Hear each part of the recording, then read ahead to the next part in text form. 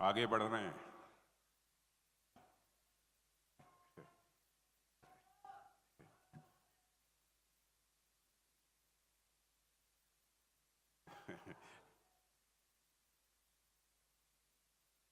आज के इस कार्यक्रम के सभापति श्रीमान रविंद्र शोभड़े जी और महाराष्ट्र राज्य के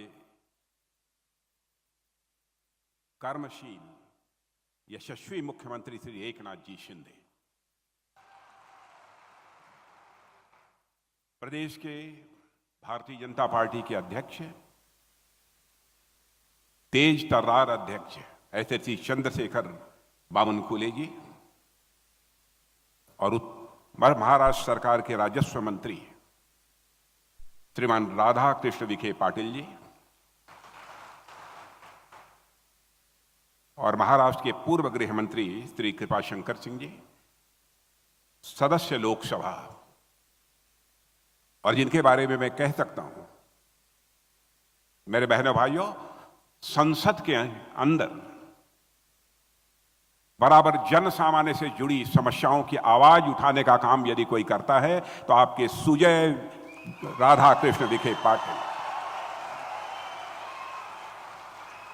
जिलाध्यक्ष विठ्ठलराव लंघे, दिलीप पाल सिंह, श्री अभय आगरकर और यहां समस्त साहित्यकार जो मौजूद हैं जिन्हें आज पुरस्कृत किया गया है, और इस साहित्य जगत से जुड़े हुए अन्य सभी सम्मानित साहित्यकार, अन्य सभी यहां पर मौजूद हमारे पत्रकार मित्रों और मेरे परिवार के सेतकरी बहनों एवं भाइयों,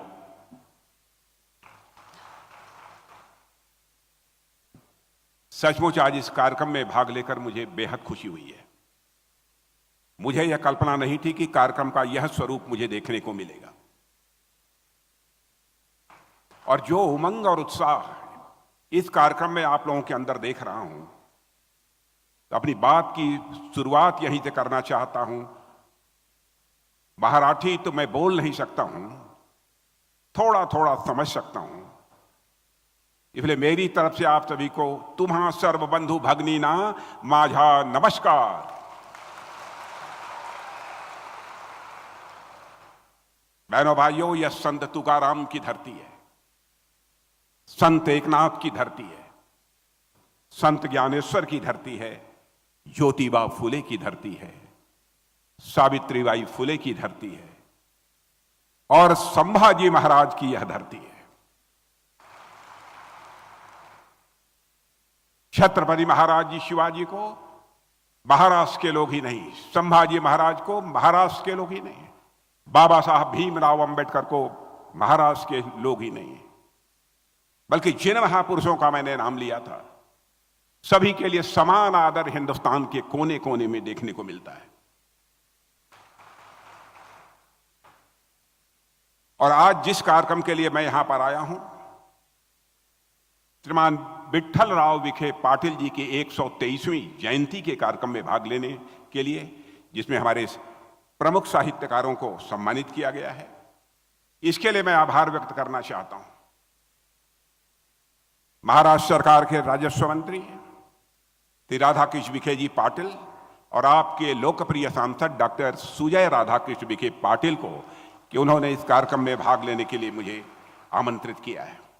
मैं यहां पर उपस्थित सभी साहित्यकारों का भी मैं अपनी तरफ से अभिनंदन करता हूं और साथ ही साथ उनको मैं ढेर सारी शुभकामनाएं भी देता हूं। साहित्य और कला के क्षेत्र में आप सबका बहुत बड़ा योगदान है। अब बिरले ही कुछ स्थान है जहां पर कि साहित्यकारों का, लेखकों का, कलाकारों का सम्मान किया जाता है, लेकिन जिस परंपरा की शुरुआत डॉक्टर राधाकृष्ण विखे पाटिल और डॉक्टर सुजय विखे पाटिल ने प्रारंभ की है, उसकी जितनी भी सराहना की जाए मेरे बहनों भाइयों कम है।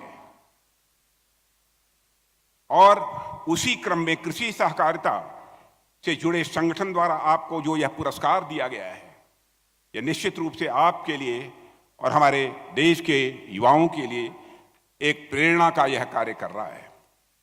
मुझे यह बताया गया है कि अतीत में जिन लोगों को पद्मश्री विठ्ठलराव विखे पाटिल साहित्य पुरस्कार ये दिया गया है, उनमें से कई लोगों ने आगे चलकर साहित्य अकादमी और महाराष्ट्र सरकार द्वारा दिए जाने वाले साहित्य पुरस्कार भी उन्होंने प्राप्त किए हैं। यह इस बात का प्रमाण है कि आप जो चयन करते हैं वह योग्यता, प्रतिभा, क्षमता और उनके योगदान के आधार पर ऐसे साहित्यकारों का चयन करते हैं और इस कार्यक्रम में आप उन्हें पुरस्कृत करते हैं।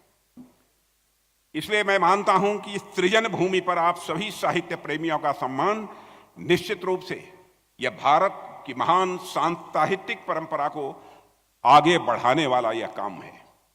मैं पुरस्कार प्रदान करने वाले कृषि सहकारिता क्षेत्र से जुड़े हुए आप सभी लोगों को अपनी तरफ से ढेर सारी हार्दिक शुभकामनाएं देता हूं। इन पुरस्कारों के माध्यम से आप न सिर्फ समाज में साहित्य और कला के प्रति रुचि जगाने का कार्य कर रहे हैं, बल्कि इसके माध्यम से श्री विठ्ठलराव पाटिल जी की महान परंपरा को आप सभी मिलकर आगे बढ़ाने का काम कर रहे हैं। साथियों, विठ्ठलराव जी पाटिल ने अपना पूरा जीवन भारत में कृषि, औद्योगिक क्षेत्र तथा सहकारिता के उत्थान में लगा दिया, इसे आप अच्छी तरह जानते हैं। आज कोऑपरेटिव सेक्टर में जो समृद्ध दिखाई दे रही है, केवल महाराष्ट्र में ही नहीं बल्कि सारे देश के लिए मैं कह सकता हूं, जो कि सहकारिता क्षेत्र के लिए एक प्रेरणा देने वाले पुरुष थे, उसमें हमारे पद्मश्री विठ्ठलराव जी विखे पाटिल का बहुत बड़ा योगदान है। एग्रीकल्चर सेक्टर में, कृषि क्षेत्र में उन्होंने जो कुछ भी किया है उससे हिंदुस्तान के दूसरे राज्यों के लोगों ने भी सीखा है। क्योंकि आज का यह सम्मान समारोह भी कृषि सहकारिता क्षेत्र से संबंधित समाज के समृद्ध लोगों के द्वारा आयोजित किया गया है, इसलिए मैं भी आपसे सहकारिता क्षेत्र तथा कोऑपरेटिव्स के बारे में ही कुछ विचार पहले मैं साझा करूंगा, उसके बाद मैं अन्य विषयों पर अपने विचार व्यक्त करूंगा। मेरे बहनों भाइयों, विठ्ठलराव जी विखे पाटिल के जीवन पर जब हम गौर करते हैं तो हम पाते हैं कि उनका पूरा जीवन भारत की उस परंपरा के अनुकूल है जिसमें हम यह मानते हैं कि भगवान कुछ लोगों को इस धरती पर विशेष काम करने के लिए भेजते हैं। आप यदि अवतारों की श्रृंखला यदि देखें तो दो तरीके के अवतार आपको इस धरती पर देखने को मिलेंगे। एक होते हैं पूर्ण अवतार, जिनमें हम भगवान श्री राम, भगवान श्री कृष्ण जैसे अवतारों को रखते हैं, और इन्हें पूर्ण अवतार इसलिए कहा जाता है क्योंकि ये लगभग सभी कलाओं के स्वामी तो रहे ही हैं, साथ ही साथ उनके व्यक्तित्व का प्रभाव पूरी दुनिया पर न केवल उस समय रहा बल्कि आज भी उसी तरह वह कायम है। दूसरे होते हैं अंशावतार। एक पूर्ण अवतार होते हैं, दूसरे होते हैं अंशावतार।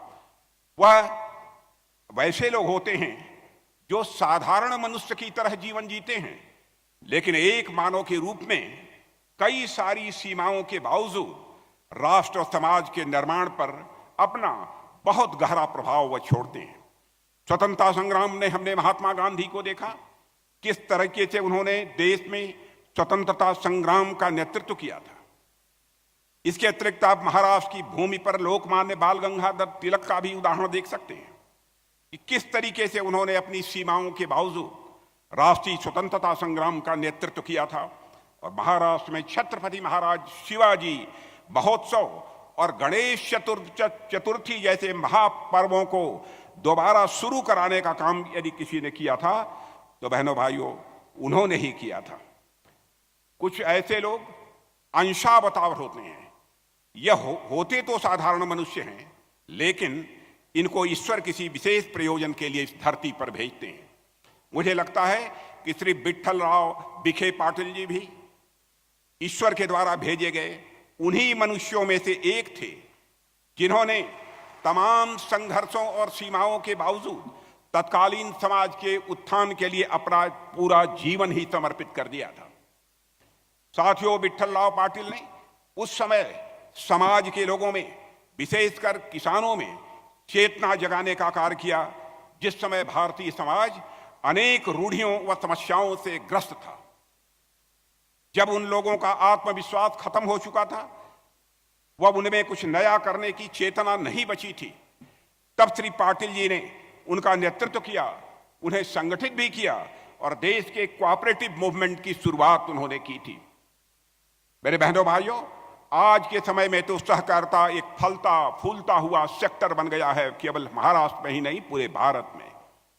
सहकारिता का उल्लेख न सिर्फ कॉन्स्टिट्यूशन के प्रोविजंस में है, केवल संविधान के प्रोविजंस में नहीं है, बल्कि प्रधानमंत्री जी मोदी जी के नेतृत्व में कोऑपरेटिव मूवमेंट को आगे बढ़ाने के लिए हम लोगों ने सहकारिता मंत्रालय को अलग से ही एक विभाग ही बना दिया है।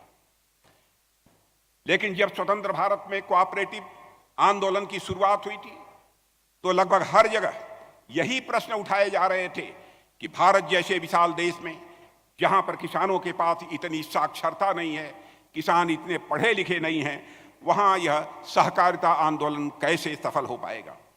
और मैं बताना चाहता हूं कि जिन लोगों ने ऐसे प्रश्न उठाए थे उनके पास ऐसे प्रश्न उठाने के वाजिब कारण भी थे मेरे बहनों भाइयों, क्योंकि तब हमारे आसपास हमारे समक्ष कई बड़ी चुनौतियां थीं, लेकिन हम भारतीयों ने न सिर्फ उन चुनौतियों का डटकर सामना किया बल्कि उससे पार पाने में और सफलता अर्जित करने में भी कामयाबी हम लोगों ने हासिल की।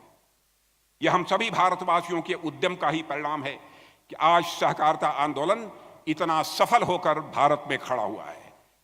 आज यदि महाराष्ट्र का नाम देश के टॉप शुगर प्रोड्यूसर स्टेट्स में होता है तो मैं कह सकता हूं इसमें बहुत बड़ा कंट्रीब्यूशन किसी का है तो पद्मश्री विठ्ठलराव विखे पाटिल जी का है। न सिर्फ महाराष्ट्र बल्कि सहकारी आंदोलन ने पूरे देश के किसानों की समृद्धि के कई रास्ते खोले हैं। राष्ट्रीय सहकारी विकास निगम, नेफेड, इफ्को, अमूल जैसे कई कोऑपरेटिव कमेटीज ने किसानों के सामाजिक और आर्थिक विकास में बेहद महत्वपूर्ण भूमिका निभाई है। सरकारी समितियों ने अपने आप को सिर्फ कृषि क्षेत्र तक ही नहीं सीमित रखा है, बल्कि मैं कह सकता हूं कि बैंकिंग क्षेत्रों में भी प्रभावी तरीके से अपना पैर फैलाने में कामयाब हुआ है। पूरे भारत में अनेक सहकारी बैंक आज अपने सदस्यों को कम ब्याज पर कृषि कार्यों के लिए तथा छोटे मोटे उद्योगों की स्थापना के लिए वह ऋण देने का काम कर रहे हैं। इसके अतिरिक्त यदि सरकारी स्तर पर किसानों के बीच कोऑपरेटिव सोसाइटीज को बढ़ावा देने की बात मैं आपसे करूं तो एक सरकार के तौर पर हमने एफपीओज यानी फार्मर प्रोड्यूसर्स ऑर्गेनाइजेशन की स्थापना करने को भी लगातार, इस काम को भी लगातार आगे बढ़ाने का हमने काम किया है। मेरे बहनों भाइयों, कोऑपरेटिव के क्षेत्र में मेरा यह मानना है, एक किसान का बेटा होने के नाते, एक शेतकरी का बेटा होने के नाते मेरा मानना है यह फार्मर्स प्रोड्यूसर्स ऑर्गेनाइजेशन किसानों के विकास में स्थान स्थान पर अब महत्वपूर्ण अपनी भूमिका का निर्वाह कर रहा है। और हमारे प्रधानमंत्री भी इसको बढ़ावा देने के लिए जिस भी प्रकार के सहयोग की आवश्यकता है वह सहयोग भी देने का काम कर रहे हैं। साथियों, एक कहावत है, कहावत तो अंग्रेजी में है लेकिन हिंदी में मैं उसे सुनाना चाहता हूं कि अकेले हम कुछ कर सकते हैं, अकेले हम कुछ कर सकते हैं, लेकिन यदि हम संगठित हों तो हम बहुत कुछ कर सकते हैं। यही सहकारिता में करके हम दिखाते हैं। यहां संगीत के कई जानकार लोग बैठे होंगे। आप सबको पता होगा कि हर संगीत वाद्य यंत्र जो होता है उसकी एक अपनी सबकी अलग अलग धुन होती है। तबले की धुन अलग होती है, हारमोनियम की धुन अलग होती है, बांसुरी की धुन अलग होती है। जब अलग अलग बजते हैं तो अलग अलग धुन, अलग अलग आवाजें निकलती हैं। मिलाकर बजा दीजिए तो मेरे बहनों भाइयों वह एक उत्सव बन जाता है, वही एक ऑर्केस्ट्रा हो जाया करता है। यही है सहकारिता का मर्म, यही है सहकारिता का रहस्य, मिलकर काम करने का। ठीक इसी प्रकार यदि आप अकेले रहकर कोई काम करते हैं तो आप वह काम तो कर सकते हैं, लेकिन यदि उसमें संगठन का बल लग जाए तो वह काम पूजा की तरह लगता है और उसमें स्वाभाविक रूप से समृद्धि आती है, खुशहाली आती है। मुझे लगता है कि श्री विठ्ठलराव विखे पाटिल जी ने भी किसानों के बीच यही विश्वास जगाया होगा उस समय, तब जाकर इतना बड़ा आंदोलन खड़ा हुआ है। और आज उन्हीं के परिचिह्नों पर चलते हुए हमारी सरकार भी सहकारी समितियों को आगे बढ़ाने का काम कर रही है। सहकार से समृद्धि, सहकार से समृद्धि, यह भी नारा आप लोगों ने सुना होगा। इस नाम से हमने एक स्कीम की शुरुआत भी की है, जिसके माध्यम से हम देश के कोऑपरेटिव शुगर इंडस्ट्री समेत अनेक सेक्टर के रिवाइवल यानी उनके पुनर्जीवित करने का भी हम प्रयास कर रहे हैं। इसके साथ ही हम इस योजना के माध्यम से urban and rural cooperative bank की मजबूती की तरफ भी हमारी सरकार पूरी तरह से ध्यान दे रही है और इस योजना के तहत हमारे प्रयास कोऑपरेटिव सेक्टर को गतिशील बनाएंगे, जिससे पूरे देश में एक मजबूत कोऑपरेटिव मूवमेंट यानी सहकारिता आंदोलन विकसित होगा। सहकार से समृद्धि, सहकार से समृद्धि, यह हमारी केवल योजना नहीं है मेरे बहनों भाइयों, बल्कि हमारी सरकार का यह मंत्र है। मैं इस देश के किसान भाइयों को बतलाना चाहता हूं। साथियों, सहकारी का अर्थ होता है सह और कार्य, यानी मिलकर काम करना। जो काम एक साथ मिलकर किया जाए उसे हम कहते हैं कि सचमुच यह सहकारी काम है। यह हमारी यहां सोच रही है। साथियों, मुझे तो यहां तक लगता है यदि सहकारिता का कोई सबसे बड़ा उदाहरण है तो इस देश का लोकतंत्र है।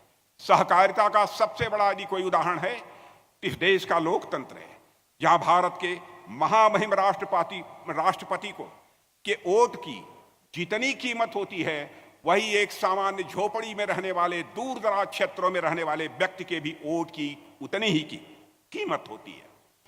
इसलिए सहकारिता भारत की आत्मा में रची बसी है और सहकारिता भारत के विचारों और यह संस्कारों का एक अंग है। मेरे बहनों भाइयों, साथियों, मैं आप सबसे सेल्फ हेल्प ग्रुप्स के बारे में भी बात करना चाहूंगा। ये ग्रुप्स लीगल या फॉर्मल रूप में भले ही कोऑपरेटिव सोसाइटीज के अंतर्गत न आते हों, लेकिन यह भी लोगों के बीच कोऑपरेशन का एक बहुत ही प्रभावी माध्यम है। वह भी सहकार के ही एक स्वरूप है। आज भारत के कई क्षेत्रों में सेल्फ हेल्प ग्रुप महिलाओं को न सिर्फ रोजगार दे रहे हैं, बल्कि उनके सामाजिक और आर्थिक सशक्तिकरण में भी बेहद महत्वपूर्ण भूमिका निभा रहे हैं। और हमारे प्रधानमंत्री ने सेल्फ हेल्प ग्रुप के माध्यम से बहनों को लखपति दीदी बनाने का संकल्प लिया है। और आप महाराष्ट्र के अंदर भी देख रहे होंगे कि जो अभियान हमारी सरकार ने चलाया है उसमें सेल्फ हेल्प ग्रुप में काम करने वाली हमारी बहनें अब वो लखपति बन रही हैं। बहनों भाइयों, इसकी कल्पना भी आज के पहले लोगों ने इस हिंदुस्तान में नहीं की होगी। सहकारी क्षेत्र पर एक प्रश्न चिन्ह कभी कभी लगाया जाता था कि यह एक बड़े स्तर का जितना होना चाहिए उतना बड़ा यह अभियान नहीं बन सकता है। ऐसी आशंका भी जताई जाती थी कि यह सिर्फ ग्रामीण और कस्बाई क्षेत्र तक ही यह सीमित रह जाएगा। बड़े स्तर पर यह उभर कर किसी भी सूरत में सामने नहीं आ पाएगा, यह लोगों की सोच थी। लेकिन आज आप देख रहे हैं कि अनेक कोऑपरेटिव सोसाइटीज देखी हैं आपने, जो बड़े स्तर पर न सिर्फ केवल सर्वाइव ही कर रही हैं, बल्कि बड़ी मात्रा में लोगों को रोजगार देने का भी काम कर रही हैं। यह अपने में एक बहुत ही महत्वपूर्ण और बहुत ही बड़ी एक उपलब्धि है। इसलिए जो लोग सहकारी संस्थाओं की प्रासंगिकता पर सवाल उठाते रहते हैं, उनसे भी मैं ये कहना चाहूँगा, सहकारी संस्थाएं जितनी वर्तमान में प्रासंगिक हैं उतनी ही आगे भी रहेंगी, ऐसा मेरा पक्का विश्वास है। मेरे बहनों भाइयों, अधिकांश लोग यहाँ जो मौजूद हैं वह कृषि और सहकारिता से जुड़े हुए लोग मौजूद हैं। इसलिए आप सब इस बात का महत्व समझते होंगे कि वर्तमान में तथा आने वाले समय में भी सहकारी समितियों की किस तरीके से भारत की विकास यात्रा में बहुत ही प्रमुख भूमिका हो सकती है। जैसा कि आप सभी जानते हैं कि 2014 में जब हम सरकार में आए थे तो भारत उस समय वर्ल्ड की टॉप 10 इकोनॉमीज में था। यानी जिस समय हमारी सरकार 2014 में मोदी जी के नेतृत्व में बनी थी तो हम दुनिया में बड़ी बड़ी अर्थव्यवस्थाएं यानी धन दौलत के मामले में हम दुनिया में 10वें स्थान पर खड़े थे। आपको जानकर यह खुशी हुई होगी, आज हमारा और आपका भारत दुनिया के टॉप 5 कंट्रीज में आकर खड़ा हो गया है। मेरे बहनों भाइयों, दुनिया के 5 बड़े देशों में आकर खड़ा हो गया। और हमारे प्रधानमंत्री ने विश्वास व्यक्त किया है और वह दिन दूर नहीं है कि आने वाले 3 वर्षों के अंदर मेरे बहनों भाइयों आप देखना, धन दौलत के मामले में अर्थव्यवस्था के आकार के मामले में, इकोनॉमी की साइज के मामले में हमारा यह, आपका और हमारा यह भारत दुनिया की टॉप 3 कंट्रीज में आकर खड़ा हो जाएगा। और जिस तरीके से हमारी सरकार मोदी जी के नेतृत्व में अपने कदम आगे बढ़ा रही है, बहनों भाइयों, सुनकर जाना, यह देश का रक्षा मंत्री बोलकर जा रहा है मेरे बहनों भाइयों, 2047 आते आते हो सकता है, इस संभावना को नकारा नहीं जा सकता कि सारी दुनिया में धन दौलत के मामले में, अर्थव्यवस्था के आकार के मामले में सबसे बड़ा कोई देश होगा तो हमारा और आपका देश ये भारत होगा मेरे बहनों भाइयों। इससे बड़े गौरव की बात हम सबके लिए क्या हो सकती है।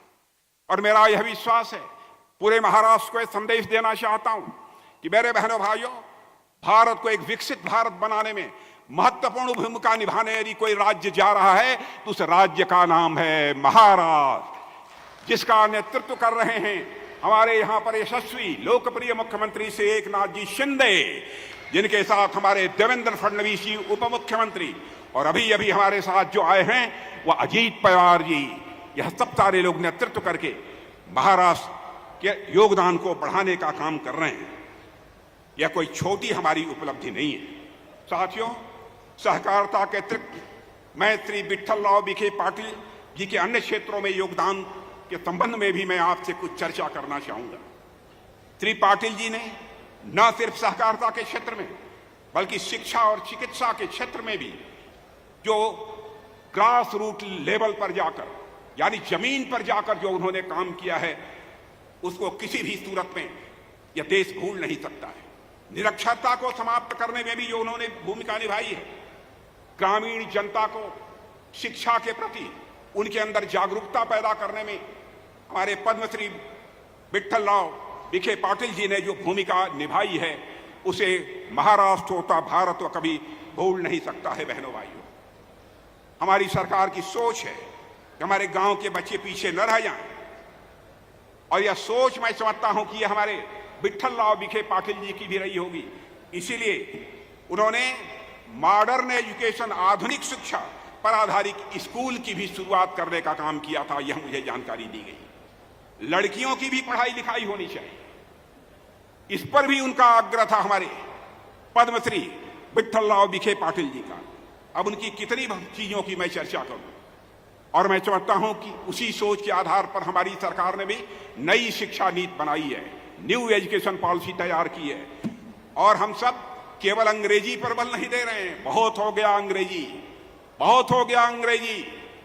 बहनों भाइयों, भारत की धरती पर भारतीयों के द्वारा बोली जाने वाली और भारत की धरती पर पैदा हुई भाषा को प्रभावी तरीके से लागू करने पर हम बल दे रहे हैं। आप कहीं जाइए, आप अपनी भाषा में बोल सकते हैं। हमारे प्रधानमंत्री दुनिया के किसी भी देश में जाते हैं, अपनी ही भाषा बोलते हैं बहनों भाइयों, हिंदी। आप जाइए, मराठी बोलिए, जिसको समझना होगा वह उसका अंग्रेजी में अनुवाद करे अथवा जिस भाषा में अनुवाद करना हो। हमें अपनी भाषा पर भी गर्व है, अपनी मातृभाषा पर, और अपनी मातृभूमि पर गर्व है, अपनी मां पर गर्व है। ऐसे ही हैं हम सब भारतवासी। बहनों भाइयों, इसीलिए मैं कहता हूं कि मैं विठल राव जी पाटिल के योगदान को किसी सूरत में भुलाया नहीं जा सकता। साथियों, जब भी मुझे साहित्यकारों और कलाकारों से मिलने का अवसर मिलता है तो सचमुच मुझ जैसे सामान्य व्यक्ति को बेहद खुशी होती है, क्योंकि मैं जानता हूं कि आजादी के आंदोलन में भी साहित्यकारों और लेखकों ने बहुत ही प्रभावी भूमिका निभाई थी। इसे मैं कभी भूल नहीं सकता। आप सबने अपने आसपास बहुत सारे सो कॉल्ड लीडर्स को भी देखा होगा, जो कि जिनके पास थोड़ा पैसा हो गया, जो ठीक तरीके से काम कर रहे हैं, जो समाज की सेवा में प्रभावी भूमिका निभाते हैं, उनके खिलाफ भी वह आंदोलन खड़ा करने का काम करते हैं। और एक समय तो एक ऐसी पार्टी थी जो कहती थी हमारी मांगे पूरी हो चाहे जो मजबूरी हो। बहनों भाइयों, यह देश में नहीं चलेगा कि हमारी मांगे पूरी हो चाहे जो मजबूरी हो। हम तो कहते हैं, हमारा नारा होना चाहिए, हम देश के हित में करेंगे काम और लेंगे उसका उचित दाम। यह हमारा नारा होना चाहिए और यही हमारी सकारात्मक सोच है। मैं समझता हूं इसी सोच के आधार पर हमारे पद्मश्री विठल राव पाटिल जी ने किसानों के बीच, मजदूरों के बीच, आदिवासियों के बीच अपनी भूमिका का निर्वाह किया है। और मेरे बहनों भाइयों, हम सरकार में आने के बाद से श्रमिक और उद्यमियों दोनों के हितों को राष्ट्र के साथ जोड़कर उनके विकास के लिए हम काम कर रहे हैं। हमने अपने किसान व आदिवासी भाइयों को न सिर्फ विकास के माध्यम से बाकी देश से जोड़ा है, बल्कि उनके जल, जंगल व जमीन की भी हमारी सरकार उसकी रक्षा कर रही है। हमारे इन प्रयासों से देश में रोजगार तो बढ़े ही हैं, देश की आर्थिक हालत तो मजबूत हुई है, साथ ही साथ देश की अर्थव्यवस्था यदि 10 देशों में से जंप लगाकर भी 5वें स्थान पर आ गई है तो इसी कारण आ गई। तीसरे स्थान पर जो पहुंचने वाली है सारी दुनिया में हमारे देश की अर्थव्यवस्था, तो इसी कारण पहुंचने वाली है। और मेरे बहनों भाइयों, शायद आप लोगों को इस बात की भी जानकारी होगी, हमारा भारत अब ऐसा वैसा भारत नहीं है। पहले भारत के नेता जाते थे दुनिया में, अंतर्राष्ट्रीय मंचों पर कुछ बोलते थे, दुनिया के सामने कुछ बोलते थे, तो दुनिया गंभीरतापूर्वक हमारी बातों को नहीं सुनती थी, कहती थी भारत है, कमजोर देश है, इसकी बात सुन के क्या करेंगे। लेकिन आज आपको जानकर खुशी होगी, भारत का कद दुनिया में इतना बढ़ा है कि आज अंतर्राष्ट्रीय मंचों पर भारत कुछ बोलता है तो दुनिया कान खोलकर सुनती है कि भारत बोल क्या रहा है। यह भारत की हैसियत, यह भारत का कद, यह दुनिया में मेरे बहनों भाइयों बड़ा है। यदि रूस और यूक्रेन के बीच युद्ध चल रहा है, 1 साल से ज्यादा का समय हो गया, रूस और यूक्रेन के युद्ध चल रहा है, हमारे वहां पर हजारों की संख्या में नौजवान छात्र जो पढ़ाई लिखाई करने गए थे, अपनी प्रतिभा को निखारने और संवारने गए थे, उनके माता पिता जो भारत में थे वह कहते थे, मोदी जी चाहे जो कुछ भी हो जाए, यूक्रेन में लगातार मिसाइल चल रही है, बम गिर रहे हैं, गोले चल रहे हैं, हमारे बच्चे को निकालो यूक्रेन से। शायद दुनिया का कोई व्यक्ति हिम्मत नहीं कर सकता है। देखिए हमारे प्रधानमंत्री का करिश्मा, हमारे प्रधानमंत्री ने टेलीफोन उठाया, यूक्रेन के राष्ट्रपति मिस्टर जेलेंस्की से बात की और रूस के राष्ट्रपति मिस्टर पुतिन से बात की। 4.5 घंटे के लिए युद्ध रुक गया और हमारे 23,000 से अधिक छात्र भारत की धरती पर आ गए। यह है भारत। लेकिन हमारे विरोधियों को यह राशि नहीं आता। अब उन्होंने एक नया कुनबा बना लिया है जिसका नाम है INDIA। गजब का नाम है, INDIA। एक कुनबा बना लिया। शायद आज बैठक भी हो रही है, क्यों सुन रही है, आज बैठक भी हो रही है, क्या बात है। पर जैसा कि आप जानते हैं, नाव मोटे और नाव मोटे लक्षण खोटे, नाम बड़े और दर्शन छोटे। यह ऐसे लोग हैं जिनका बस नाम ही एकमात्र सहारा बचा है। अब INDIA, इंडिया नाम लेकर अपनी वैतरणी को पार करना चाहते हैं। बहनों भाइयों, नाम लेकर वैतरणी पार नहीं की जा सकती, नाम लेकर किसी भंवर को पार नहीं किया जा सकता। कर्म चाहिए। जनता का समर्थन यदि प्राप्त हो रहा है हमको, तो मोदी जी के नेतृत्व में हमारी सरकार ने जो कुछ भी किया है, सारी दुनिया में जो हमारी साख बनी है, विश्वसनीयता बनी है, जो हम बोलते हैं तो सारी दुनिया सुनती है। भारत को अब कोई कमजोर भारत नहीं मानता है। और मैं कहना चाहता हूं मेरे बहनों भाइयों, ये चाहे जो कुछ भी बोलें, विश्वास दिलाकर आपको जाना चाहता हूं, हमारा भारत अब कमजोर भारत नहीं रहा है। हमारा भारत दुनिया का ताकतवर देश बन चुका है। ऐसा नहीं है कि कोई आंख दिखाकर निकल जाए, ऐसा नहीं हो सकता। वैसे हम लोग शांति के पुजारी हैं। वसुधैव कुटुंबकम का संदेश सारे विश्व को देने वाले हम लोग हैं। हमारे देश के ऋषियों और मनीषियों ने कहा कि हम भारत की सीमा में रहने वाले लोगों को ही अपने परिवार का सदस्य नहीं मानते हैं, बल्कि पूरे विश्व की धरा पर रहने वाले लोगों को अपने परिवार का सदस्य मानते हुए हम ये कहते हैं कि पूरे धरती पर रहने वाले लोग एक ही परिवार के सदस्य हैं। और हमारे देश के ऋषियों और मनीषियों ने संदेश दिया, वसुधैव कुटुंबकम, the whole world is a family. ये हम लोगों ने संदेश दिया। और मेरे बहनों भाइयों, मैं यहां देख रहा हूं कि जो कला और साहित्य का संरक्षण यहां किया जा रहा है, उससे मुझे बेहद खुशी है। और मैं समझता हूं कि बहनों भाइयों, कला और साहित्य का भी जो अपने भी इतना बड़ा महत्व है कि यह समाज को जोड़ने वाली एक बहुत प्रभावी भूमिका यह कला और साहित्य भी निभाते हैं। और इस एकता का संदेश जो विठल राव भाई श्रीमान पद्मश्री विठल राव विखे पाटिल जी ने हमको दिया है, मैं समझता हूं कि उसी एकता के संदेश को, जो सहकारिता में एकता का संदेश उन्होंने दिया था, साहित्य और कला के माध्यम से भी हम उसी एकता के संदेश को हम आगे बढ़ाने का काम कर रहे हैं। मैं अपने समक्ष बैठे साहित्यकारों, कलाकारों व लोक कलाकारों से भी यह कहना चाहूंगा कि आप सभी समाज के दर्पण हैं और आपका भी यह दायित्व है कि आप समाज में चल रही कुरीतियों, बुराइयों पर अपनी कला व साहित्य के माध्यम से तीखा प्रहार करें तथा लोगों में यह जागरूकता फैलाने की भी आप कोशिश करें, जिससे लोग तमाम सामाजिक बुराइयों से या कुरीतियों से यह बाहर निकल सके। कोई रचनाकार या कलाकार मेरे बहनों भाइयों साधारण मानव भर ही नहीं होता है। समाज और राष्ट्र का भविष्य अपनी कृतियों से, अपनी कलाओं से, अपनी वाणी से वह उसे दिशा देने का काम करता है। गोपाल दास नीरज एक बहुत बड़े कवि हुआ करते थे। उन्होंने कहा है, आत्मा के सौंदर्य का शब्द रूप है काव्य, आत्मा के सौंदर्य का शब्द रूप है काव्य, और मानव होना भाग्य है तो कवि होना, साहित्यकार होना सौभाग्य है। और बहनों भाइयों, मंच पर हमारे जो साहित्यकार बैठे हैं, यह मैं समझता हूं कि उनके जीवन का यह सौभाग्य है, उन्हें इस रूप में इस समाज की और इस देश की सेवा करने का अवसर प्राप्त हुआ है। इसलिए मैं यहां बैठे साहित्यकारों और कलाकारों से भी यह कहना चाहता हूं कि आपका काम मानव को मानव बनाने का है, आपका काम मानव को मानव बनाने का है, और यह जिम्मेदारी बहुत बड़ी है। लेकिन मुझे पूरा विश्वास है कि आप सभी इस जिम्मेदारी को गंभीरता से निभाएंगे। मेरे बहनों भाइयों, भारत इस समय तीव्र परिवर्तन के दौर से गुजर रहा है, तेजी से परिवर्तन की दौर से गुजर रहा है, और आने वाले कुछ वर्ष न सिर्फ एक विकसित भारत की नींव रखने जा रहे हैं, बल्कि आगामी कई वर्षों तक जो भी हम इस समय करेंगे, जो भी फैसला करेंगे, वह भारत के विकास को यह प्रभावित करेगा। इसलिए मैं इस मंच के माध्यम से आप सभी से यह भी आह्वान करना चाहता हूं कि आप चाहे किसी भी वर्ग से संबंधित हो, चाहे आप समृद्ध वर्ग से आते हो, पूंजीपति वर्ग से आते हो, या आप कला और साहित्य के क्षेत्र से आते हो, आप सभी अपना 100% देते हुए मिलकर भारत को विकसित भारत बनाएं, भारत को एक सशक्त भारत बनाएं, भारत के प्रभावी भारत बनाएं।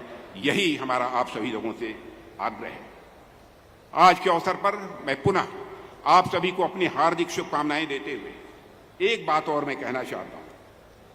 मैं जब प्लेन से आ रहा था तो आपके सांसद ये डॉक्टर सुजय राधाकृष्ण विखे पाटिल, आज मेरी तबीयत भी कुछ नासाज थी, लेकिन उन्होंने कहा, साहब एक बात मैं आपसे करना चाहता हूं। मैंने कहा, कोई गंभीर बात होगी? तो उन्होंने केके फायरिंग रेंज की बात उन्होंने मुझसे की।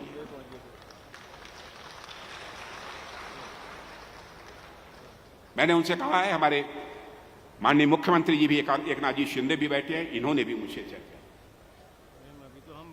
डॉक्टर राधाकृष्ण विखे पाटिल जी ने भी मुझसे, जितने विधायक मिले सबने मुझसे उसके बाद चर्चा की। मैंने उन्हें आमंत्रित किया है, क्या है समस्या इसको मैं पूरी तरह से समझ नहीं पाया हूं अभी तक, लेकिन इतना मैं जरूर कहना चाहूंगा कि हम लोगों के लिए किसानों का हित, जनता का हित सर्वोपरि है। और हमारी सेना भी, मेरी सेना भी आप सबके हितों का ध्यान रखती है। देश की सुरक्षा के लिए, देशवासियों की सुरक्षा के लिए वो अपना जीवन अर्पित उन्होंने किया है। जरूरत पड़ती है तो सीमाओं पर शहादत भी देते हैं।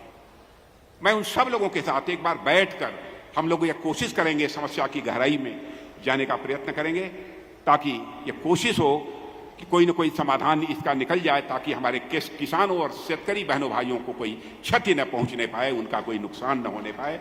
ये हमारी यह कोशिश होगी। इन्हीं शब्दों के साथ इतनी बड़ी संख्या में आप सब यहाँ पर उपस्थित हुए, इसके लिए मैं अपनी तरफ से आपको धन्यवाद देते हुए और पुनः पद्मश्री स्वर्गीय विठल राव विखे पाटिल जी की स्मृति को नमन करते हुए और साहित्यकारों के प्रति हृदय से सम्मान की अभिव्यक्ति करते हुए अपना निवेदन समाप्त करता हूं। धन्यवाद। सन्माननीय संरक्षण मंत्री राजनाथ जी।